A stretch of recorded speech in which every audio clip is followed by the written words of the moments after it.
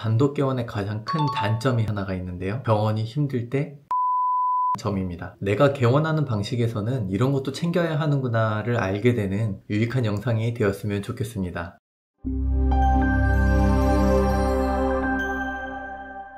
안녕하세요. 병의원 개원 컨설턴트 민본입니다.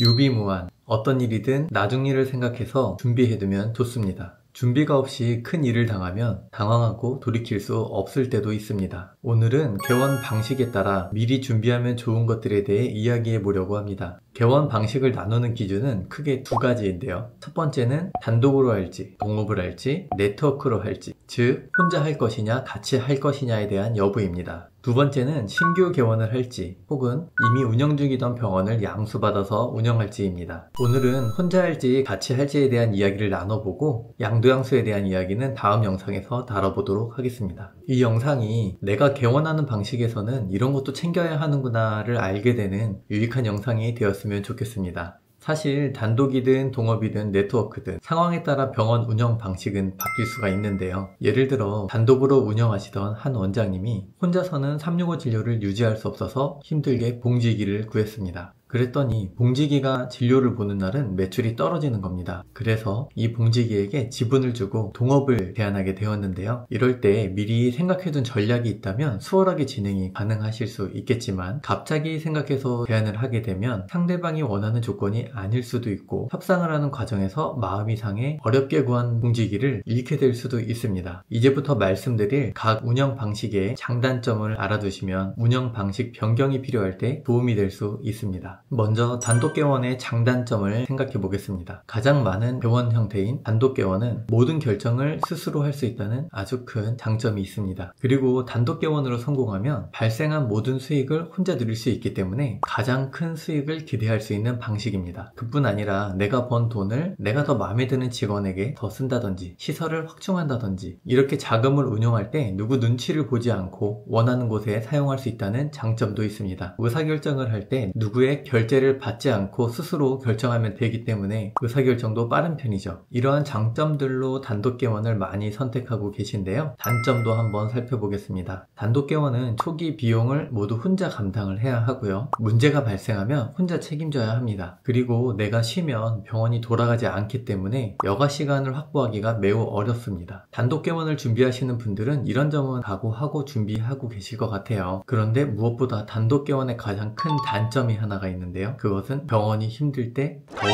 힘들다는 점입니다. 병원 운영이 잘 안 되면 처음에는 여러 가지 이유를 생각을 해보세요. 그러다가 결국에는 본인의 결정이 지금의 결과를 만들었다는 결론에 다다를 경우가 많습니다. 그런 상황이 오면 메타인지도 높이고 자아 성찰도 해서 본인이 변화해야 상황도 변화가 됩니다. 그런데 이건 정말 말처럼 쉬운 일은 아니겠죠. 그런 상황을 예방할 수 있는 방법이 있는데요. 바로 직원을 잘 뽑는 것입니다. 물론 직원을 잘 뽑아야 하는 건 당연한 말이죠. 그런데 제가 컨설팅을 하다 보면 원장님들이 면접을 보거나 직원을 뽑을 때 마음 가는 대로 또는 경험에 의지해서 뽑는 경우가 대부분이더라고요. 앞서 말씀드린 병원에 위기가 올 때 어떤 직원이 필요할지를 한번 생각해 보시면 직원 뽑는 기준을 정할 때 도움이 될 것 같습니다. 병원 운영이 잘 돼서 확장을 하든 또는 안 돼서 병원이 침체가 되든 진료실에서는 볼 수 없는 우리 병원의 문제점을 잘 파악하고 프로세스 개선을 제안하는 직원, 이런 직원이 있다면 든든하지 않을까요? 팀장급 면접을 볼 때 이런 질문을 해보는 것도 좋은 방법입니다.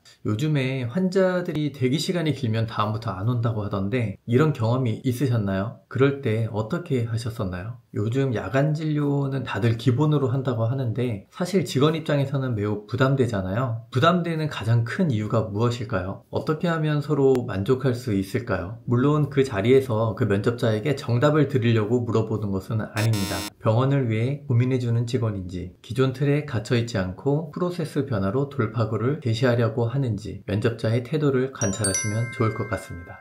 이번에는 공동개원의 장단점을 생각해 보겠습니다. 공동개원의 장점으로는 함께 비용을 부담하니까 초기 개원 비용 부담이 적습니다. 그리고 책임감 있는 오너가 여러 명이라 문제가 발생할 때도 함께 적극적으로 의논할 수 있고 의지할 수 있는 동료가 있습니다. 또 업무 파트를 나누어 관리하면 안정적인 병원 운영에 유리합니다. 단점은 의사결정 과정이 복잡하고요. 실적이나 수익 분배 등 내부적인 갈등이 생길 수 있습니다. 문제가 발생했을 때 책임 소재가 불분명해지기도 합니다. 서로 이해하고 신뢰하면 다 되는 거 아니냐고 아름다운 이야기를 하시는 분들도 계실 수 있는데요. 그보다는 그냥 속으로 꾹 참고 동업을 이어가시는 경우를 더 많이 본 것 같습니다. 그리고 가장 큰 단점이 있는데 바로 동업 해지를 피하기 어렵다는 점입니다. 어떠한 이유든지 동업 해지는 발생할 수 있습니다. 매출이 저조하거나 수익 분배 방식이 마음에 들지 않거나 건강상의 이유나 사고가 발생하거나 등 동업을 이어나가기 어려운 예시는 많이 있습니다. 동업을 해지한다는 것은 별로 생각하고 싶지 않은 상황은 맞지만 사업을 정리해서 해지하게 되든 한 명이 나가서 해지하게 되든 언젠가 그때가 온다는 것을 모두 알고 계실 것 같습니다. 그래서 동업을 시작할 때 미리 분쟁이 발생하지 않도록 준비해두면 좋은데요. 저는 수익 분배 방식보다 더 많은 시간을 할애해서 해지 방식을 정해놓아야 한다고 생각합니다. 생각할 수 있는 모든 상황을 최대한 디테일하게 적어놓고 서로 납득할 수 있는 방식을 정해놓는다면 해지 시 누가 맞네 누가 틀리네 하고 다투는 경우를 많이 줄일 수 있을 겁니다. 모두 다 말씀드리기는 어렵지만 이 중 빠지면 안 되는 중요사항 7가지를 말씀드려 보려고 합니다. 첫 번째는 동업기간인데요. 의무 동업기간을 정해놓고 의무기간 안에 탈퇴하려는 사람은 페널티를 받게 하는 겁니다. 예를 들어 의무기간이 5년인데 아직 병원이 자리 잡기도 전인 1년 안에 탈퇴한다고 할 경우 산정된 병원 가치의 50%만 인정해주고 지분에 따라 정산받게 하는 것이죠. 두 번째는 병원 가치를 산정하는 방식을 정해놓는 겁니다. 병원의 가치는 보증금처럼 살아있는 자산, 앞으로 감가상각 등 비용 처리가 가능한 자산, 미수금, 미지급금, 대출 잔액 등 부채와 관련된 부분, 그리고 매출 기반이든 수익 기반이든 영업 권리금으로 볼 수 있는 부분, 이러한 여러가지 항목을 전체적으로 종합해서 병원 가치를 산정하는 식을 세워놓아야 합니다. 세 번째는 운영 방식에 대한 사항인데요. 업무 파트는 누가 어떻게 운영하기로 한다던가 의견이 나뉠 경우에는 의사결정을 어떻게 할지 정해놓는 겁니다. 5대5로 계속 의견이 부딪히게 되면 일이 진행이 되지 않기 때문에 기본 원칙은 만장일치로 하되 합의가 안 되면 지분율에 의거하여 의사결정을 하는 등 장치를 마련해 두어야 합니다. 네 번째는 여러가지 사유로 동업자의 부재가 발생하는 경우입니다. 질병이나 부상, 사망 등 동업을 지속할 수 없는 경우 위로금이나 탈퇴 등에 대한 규정을 정해 놓아야 합니다. 다섯 번째는 지분 변경에 대한 사항입니다. 새로운 동업자가 지분 참여를 하게 되는 경우 아무나 참여시키면 분란이 발생할 수 있기 때문에 어떤 기준으로 참여를 결정할지 지분율은 어떻게 할지 미리 정해 놓아야 합니다. 여섯 번째는 동업 자체가 청산이나 해산이 이루어지는 경우입니다. 어떤 절차에 의해 해산을 진행하고 자산 처분은 어떻게 할지 정해 놓아야 합니다. 마지막 7번째는 계약 위반에 대한 제재사항입니다. 좋은 의도로 시작한 동업이지만 계약사항을 위반하게 되는 경우가 있을 수 있고 의료 분쟁 같은 경우도 발생할 수 있습니다. 개인의 이득을 위해 동업자들에게 손해를 끼치는 경우도 있을 수 있고요. 이러한 경우 어떤 페널티를 주어야 할지 정해 놓아야 합니다. 지금 말씀드린 7가지 이외에도 더 까다롭게 정해놓아야 한다고 생각을 하는데요. 그 이유는 이러한 조항들을 정해놓으면 동업기간 동안 다른 생각을 안 하고 서로에게 충실하도록 만드는 장치라고 생각하기 때문입니다. 마지막으로 네트워크 병원에 대해서 말씀드려 보겠습니다. 네트워크 병원은 프랜차이즈 느낌이라고 보시면 되는데요. 땡땡 의원, 땡땡 병원 하면 알 만큼 브랜드화를 목표로 하는 병원입니다. 장점으로는 브랜드 인지도로 인해서 환자 유입에 유리하고요. 공동 마케팅으로 마케팅 비용도 절감할 수 있습니다. 그리고 직원 교육이나 의료진 교육, 마케팅 등 다양한 운영 지원을 해주는 곳이 많이 있고요. 즉 내가 신경 쓸 부분이 적다라는 장점이 있습니다. 그래서 봉제기를 할 때랑 크게 다르지 않다고 느끼시는 분들도 종종 있습니다. 그냥 이름만 대표 원정으로 올라가 있는 느낌인 거죠. 단점으로는 본사 관리 비용이 높으면 원장님 수익이 생각보다 적을 수 있습니다. 그리고 본사 지원이나 마케팅이 별로인데도 원장님의 의사결정권이 제한되어서 답답할 수도 있습니다.